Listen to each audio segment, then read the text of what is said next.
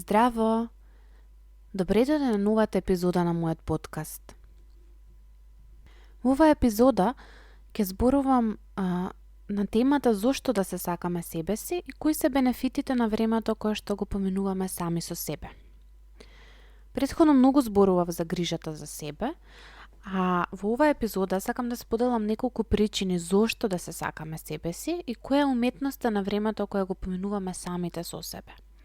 Многу често гледаме на тоа како и кога да се состанеме со другите луѓе, а ретко кога размислуваме на таа една друга перспектива, кога и на кој начин да поминуваме време со себе. Секако, тука не сакам да споделам дека состанувањето со другите не е важно, или пак самотијата дека е одлична, не одам во тој екстрем, но самотијата во одредени граници и времето кое што си го поминуваме сами со себе знае да е многу важно и да донесе многу бенефити.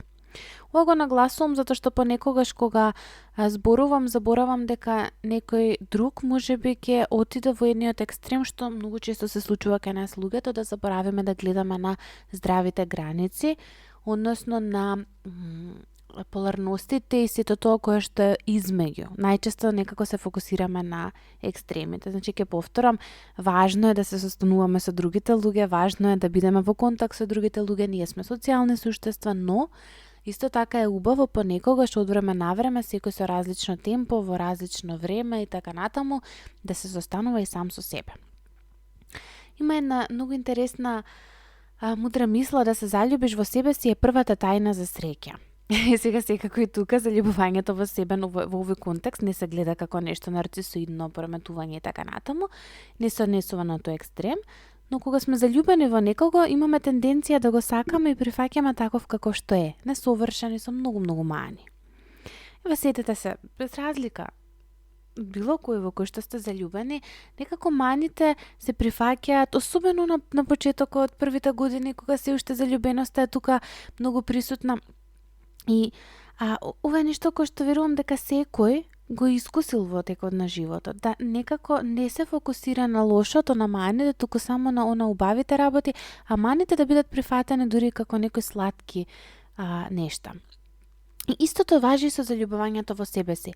Да се сакаш и прифатиш себе си таков како што си, со сите мани, со сите предности. И тоа не значи дека нема да тежнеш кон подобрување на квалитетите и да промениш некои нешта кај себе, но дека го правиш тоа, го правиш со многу љубов и со многу разбирање. Значи, почнуваш да се менуваш, да ги менуваш тие мани од позиција на љубов и разбирање и секако прифаќање. И сигурна сум дека секој од нас познава некој кој влегува од една во друга врска без да направи пауза. И можеби и ти го правиш тоа. И сега овој процес на вистина е нешто кое што се случува често, а најчесто таа личност не знае како да биде сама. Секој со својот процес, секој си има своја причина во позадина, но дефинитивно е неможност да се биде сам со себе и да се остане во таа празнина. А таа празнина најчесто се пополнува со здрава грижа и љубов кон себе си. Таа празнина е најубавото нешто кое што може да го доживееме, да го имаме, затоа што конечно имаме простор и време да ја пополниме со нешто кои што за нас се важни, убави и значајни, со вредности кои што ги сакаме. Сега овој паттерн, односно образец на однесување, постои уште еден кој што јас премногу често го среќавам, а тоа е зашто толку многу тежнеам другите да ме сакаат и ценат, а кога го прават тоа, јас се чувствувам како да не го заслужувам. И ќе повторам уште еднаш, зошто толку многу тежнеам другите да ме сакаат и да ме ценат, а кога го прават тоа, јас се чувствувам како да не го заслужувам. И сега што би можело да биде одговор на ова прашање? Ниска самодоверба, ниска љубов кон себе или нешто друго? Не знам, но многу е веројатно да е недоволна љубов кон себе си и некакво уверување дека не сме вредни за љубов и почит. И секако во ниту еден момент не сакам да генерализирам, но најверојатно е склоп од сите претходни кои што ги спомнавме. И сега кога се работи на личен раст и развој, за да се прекине ланецот и да се живее исполнето, важно е да се развијат одредени навики и свесност за себе и другите луѓе, како и обкружувањето во кое што се наоѓаме. И сега наместо да дремеш на Инстаграм и да гледаш во успешните, убавите и паметните жени, дај погледни малку во себе и види што можеш да подобриш во твојот живот.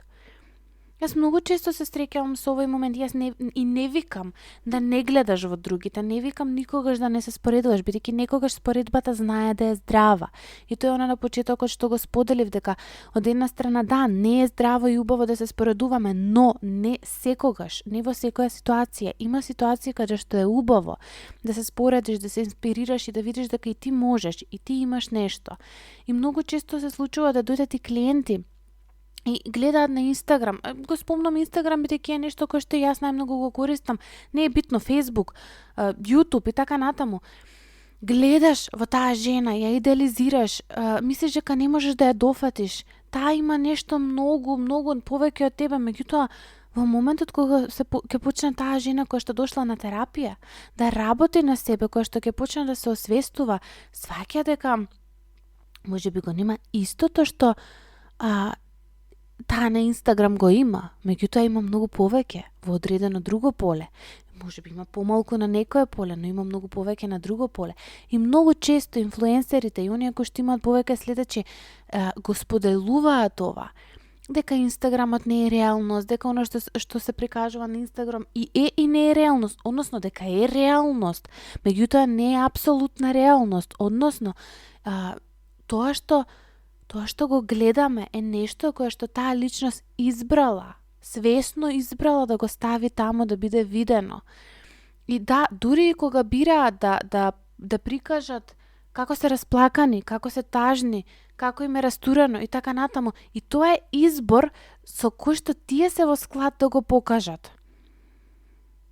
И тоа е многу нормално и природно, и тоа е тој здрав филтер и здрави граници дека другите не мора се да знаат, но слушателите, оние од другата страна, секогаш мора да го вклучат својот внатрешен филтер, секогаш мора да имаат критериум и да внимаваат кога слушаат, дека не сето она кое што ќе се сподели е апсолутна вистина, дека секој има свој став и познавање. Еве јас секогаш кажувам и овој подкаст, и мојот блог, и Инстаграм профилот се нешто каде што јас поделувам и од лично искуство, колку и да сум стручно лице, јас сепак споделувам и од некоја моја персона, некоја моја лична перспектива, од начинот, не знам, од школата која што сум ја учела, од психотерапискиот правец кој што го учам и така натаму.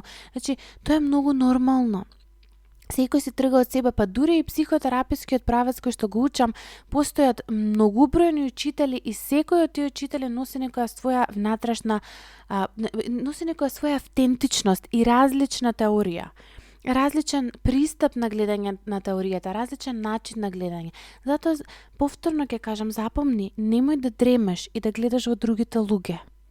Почни да гледаш во себе и види како можеш да го подобриш твојот живот, инспирирајќи се од другите, слушајќи можеби од другите за да се инспирираш и мотивираш, но не за да имитираш.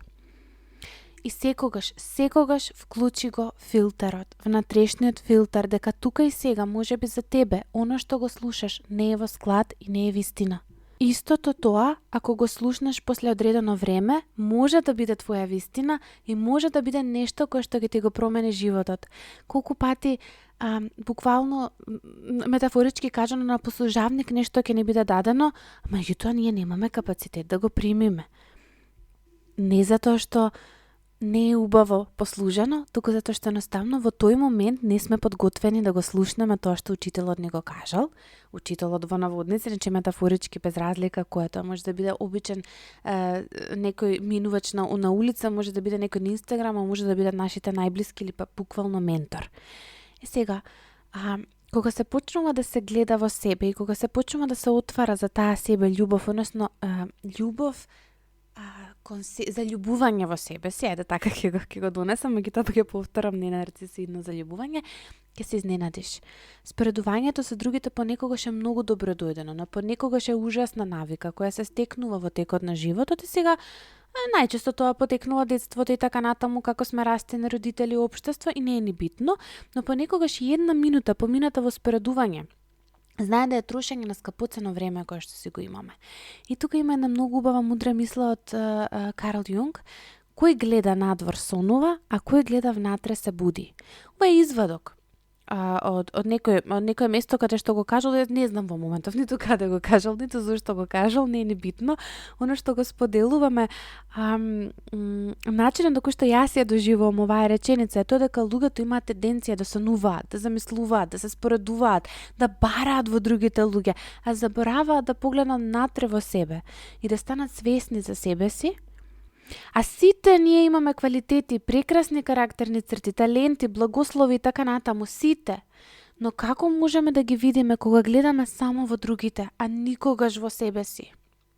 Испоредувањето го става најчесто фокусот на погрешната личност. Што таа поседува? Што таа поседува не е важно. Која сум јас? Дали си ги знам јас сите мои квалитети?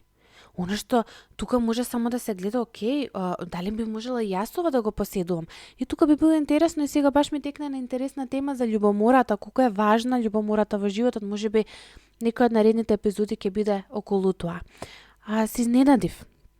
Јас кога дознав колку сум била, да речеме, храбра во животот, иако целиот живот до тогаш се споредував со моите сестри, кои се многу постари од мене. И сега јас нормално во моите очи сум си била кукавица. Значи зборувам постари 10 години постари, што нормално на таа возраст да јас сум плашлива, да сум кукавица, да не сум доволно храбра и така натаму. А тоа сум го проголтала некако низ растењето и ме исплашило да преземам ризик и да излезам од комфорната зона која сум ја создала многу одамна, кога сум била многу мала. И истото важело за многу вештини во кои што сум била доста назад, поради околностите, значи околината, околностите во кои што сум се наоѓала, се до моментот кога не сум пораснала и стигнала до одредена зрелост да се изедначам и издвојам во нешто. Но немало да имам капацитет да го видам тоа, доколку не сум почнала да работам на себе. И сега ова го споделувам чисто како мала инспирација. Јас како дете сум немала капацитет, меѓутоа сега имам капацитет да го видам и сега имам одговорност и можам да презам одговорност јас тоа да го променам. Да гледаме во себе е патување, кое воопшто не е лесно и знае навистина да печи и да боли. Но секој миг вреди. Многу, ќе повторам, гледањето во себе, работата на себе, многу знае да боли и да пече. И затоа многу често се случува да избегаме, да се затвориме, да не сакаме да гледаме во себе, затоа што не само што ќе ги видиме убавите работи, туку ќе видиме и многу болка и тага, понекогаш ќе видиме и многу вина која што понатаму ќе се трансформира и така натаму, но вреди секој миг. Една нова навика, еве да речеме за овој месец, престани да споредуваш со другите само еден месец и сподели што ќе ти се случи. Чисто го давам како предизвик, кој сака да си го направи цел месец, 30 дена, да не си дозволи да се споредува. Доколку се види дека се споредува себе, своето дете и така натаму, најблиското кој што има тенденција да го споредува, едноставно да престане да го прави тоа и да почне да гледа само во себе. Друго нешто кое што се создава, односно кое што расте со љубовта кон себе е да имаме повисока самодоверба. Самодовербата е посебна и огромна тема на која што наскоро ќе зборувам, но не би сакала сега воопшто да ја отварам како тема, бидејќи е многу обемна, е многу интересна и многу голем дел од вас ја бараат. Кога се сакаме себе си, самодовербата природно почнува да расте, иако не е поврзана само со љубовта на себе, че тоа е едно мини дел и самодовербата не е нешто кое што расте само со ова, тука е многу комплексно, но е сепак поврзана и кога се сакаме себе си, таа многу полесно и побрзо почнува да расте. Луѓето со висока самодоверба си веруваат себе си, веруваат во своите капацитети и се свесни за своите слабости. Значи веруваат во своите вредности, имаат капацитет да се отворат за промена и прифаќање на другите. Значи луѓето со висока самодоверба се чувствуваат еднакви со другите, не се ниту инфериорни, ниту супериорни. И многу често оние со ниска самодоверба се соочуваат со многу токсични врски релации, а многу често се и жртви на одредени структури како психопатите. Друго нешто кое што се случува кога се зголемува таа љубов кон себе е да си простиш и да продолжиш напред. Кога се сакаш себе си, ти прифаќаш каква личност си и си простуваш себе си. Понекогаш да си простиш себе си е многу тешко, но е невозможно доколку не ја развиваш здравата љубов кон себе. Значи само тогаш постои можност да се одделиш од својата грешка и да не се поистоветуваш со неа, затоа што ти не си твоите грешки.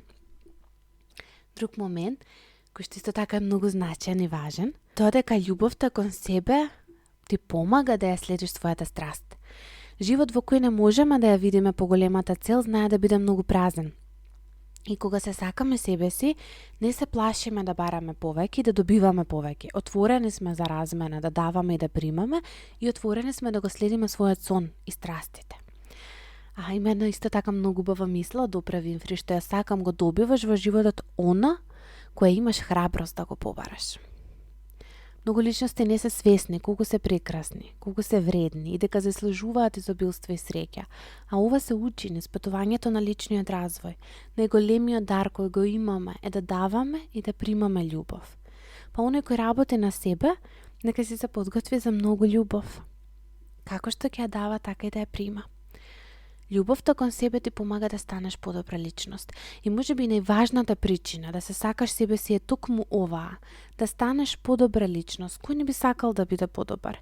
Оној кој се сака себе си најчесто е многу среќен и исполнет, но повторно ќе нагласам дека љубовта кон себе си не е исто што и ароганцијата, егоизмот и себичноста. Значи не сме себични кога се сакаме себе си. Има луѓе кои што не можат да постигнат да развиваат здрава љубов кон себе и тоа е веќе некоја друга тема и можеби за тие отпори едноставно тука не е ни време ни место.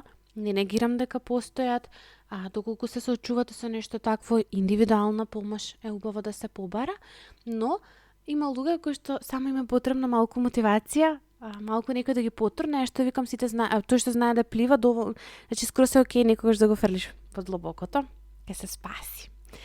Сега тука само би продолжила и би споделила уште еден краток дел, а тоа е уметноста на времето кое што го поминуваме со себе, затоа што сметам дека еден начин за да почне тој развој на љубовта кон себе е да споминуваме време сами со себе, исто како со партнер. Значи за да почнеме да го засакаме партнерот, ние мора да бидеме заедно со него, да излегуваме, да се гледаме, да поминуваме време сами, да не сме нонстоп во околина и во друштво, како би можеле да се издвоиме. И исто така, зачетокот на таа здрава љубов кон себе, сметам дека се поминува во времето кое што го поминуваме сами со себе. И спомнав на почетокот состанок, или може да го гледаме како рандеву или како дейт. Мислам дека многу го користат зборот дейт и покрај тоа што е англиски. Не е нешто кое мора да се прави меѓу две личности, туку тоа може да си го правиме самите со себе. И сега да се биде сам е навистина нешто кое што знае да биде многу продуктивно и потребно за секој од нас. И сакам тука да нагласам дека да се биде сам и да се биде осамен не е исто. Осаменоста знае да се појави и кога не сме навистина сами, а самотијата знае да не биде одлично друштво и потреба. Времето кое го поминуваме сами со себе е многу важно за секој од нас. Иако сме социјални суштества кои зависат од заедницата, многу често ни е потребно ова време сами со себе. Време кога ќе излеземе на состанок сами со себе, време кога ќе се нагуваме и грижиме за себе, време за филм, музика, книга, напиток, пишување, одмор и така натаму. И како и себе рефлексија. Само во оние моменти кога сме сами, ние успеваме да допреме до нашата автентичност и нашите најдлабоки желби на нашата душа. Времето кога сме сами не дозволува да имаме шанса да се тргнеме од тој социјален притисок и да зачакориме во нашите мисли и во нашите емоции. Покрај тоа, времето сами со себе знае да носи многу различни бенефити, како што се запознавање со себе си, потикнување на креативноста, полнење со енергија, уживање и така натаму. И сега за некои личности да бидат сами со себе си предизвикува налагодност и проблем и најчесто тоа се должи на немањето доволно искуство да бидат сами, согласно начинот на кој што се растени. Исто така, времето сами со себе си може да е предизвик и за личности кои се сочуваат со анксиозност или непријатни мисли и емоции, па така наместо продуктивно време за себе да го поминат ова време во грижа и во страв. И постои и социјалната стигма, која на некој начин времето сами со себе ни го носи како одредена казна. Особено доколку сме така воспитани, да речеме, не знам, сега има нешто модерно во воспитувањето, баш го гледам како тайм-аут, да дојдеш сам мислам, тоа е убаво. Сите работи кои што си имаат и позитивна и негативна страна, тоа е многу важно да го нагласам, дека не постои нешто што е апсолутно вистина и правилно. И тоа си носи одредени моменти, меѓутоа најверојатно како вид на казна ќе се гледа тоа тайм-аут, односно тоа време сами со себе. Сега, доколку се чувствуваме нервозно, анксиозно, кога сме во контакт со многу луѓе, премногу сме стимулирани, ни е тешко да се сконцентрираме. Времето сами со себе е одличен начин за да се наполнат батериите. Исто така, ова време е време кога може да си подариме себе си работи кои што навистина ни се потребни. Кога последен пат си подаривте цвеќе? Јас имам една многу драга пријателка која многу често си купува цвеќе сама на себе. Ностоп, значи најверојатно секоја недела го прави тоа, не се случило некогаш да отидам кај неа на гостина да нема цвеќе. И сега може сабатнат не е свесна дека тоа е еден вид на ритуал кој што си го создава за љубов кон себе си, како и грижа за себе. Не само што ужива во боите, мирисите, нежноста на цветот што го гледа, туку си дава себе си подарок, која поддржува љубовта која има кон себе и се дозволува да се чувствува убаво. Јас имам огромна градина на растенија и цвења која што ме смирува и кога сакам да си подарам нешто, често знам да си подарам ново растение. Не конкретно цвет, туку ново растение кое што ќе го растам. И тоа е нешто кое што исто така си го правам како дел од грижата за себе и од љубовта за себе. Кога последен пат ти си подари цвеќе сама на себе? И секако, ова не мора да биде цвеќе. Го спомнам цвеќето како нешто кое што лично мене ми доаѓа во моментов да го сакам. Може да биде било што. Пронајди ја твојата креативност и направи си список на дейтс, на состаноци и подароци кои што ти би сакала да ги имаш. Сега ќе споделам само неколку примери кои што може да бидат одлична инспирација.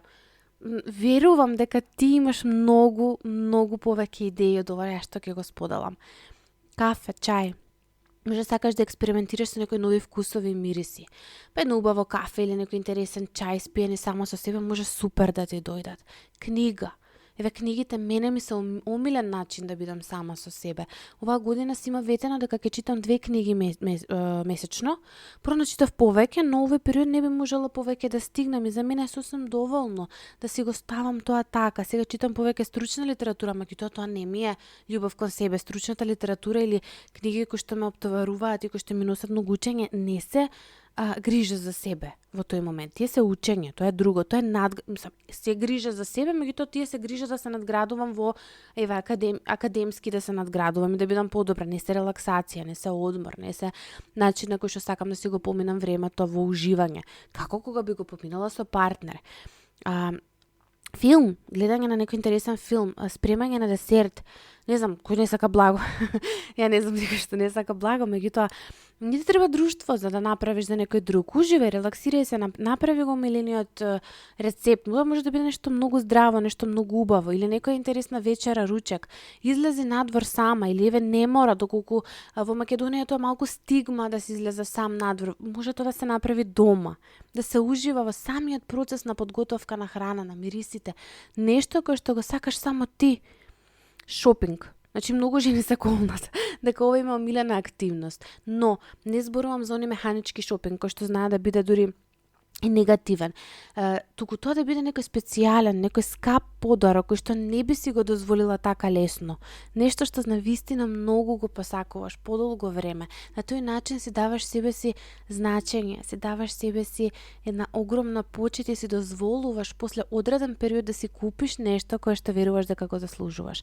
Топла бања, педикир, маникир, вежбање, не знам, пикник, гледање на зидисонци из грејсонце, правење на некоја табла со vision board, на тоа ми е исто така многу интересно кога не се чувствам убаво. Медитирање, масажа и така натака, има многу избор. И ова се само некои работи на кои што во моментов мене ми текна, ако почнеш да го правиш ова, направи си го твојот список. Затоа што ова е дел кој што мене ми текна, кој што е најчест список и така натаму. Поентата е го направиш твојот список. Тоа може да бидат работи кои што би ги правила со твојот партнер. Да почнеш да ги правиш понекогаш сама, не нон-стоп, не да отидеш нон-стоп да бидеш сама и така натаму, туку понекогаш, темпото и времето кое што ќе го одбереш се твои. Доколку си премногу изморена од социјалните контакти, тогаш го правиш тоа почесто, доколку не си, нормално ќе го правиш тоа поретко. И меѓутоа би рекла дека еднаш месечно е одлично, еден ваков состанок сама со себе и баш ме интересира што ќе ти се случи. Каде ќе бидеш за еден месец, односно за неколку месеци, можеби за една година би рекла, затоа што това не е нешто што е брзо, како патување. Ти посакувам си најубаво на ова патување на личен раст и развој и се слушаме во наредната епизода.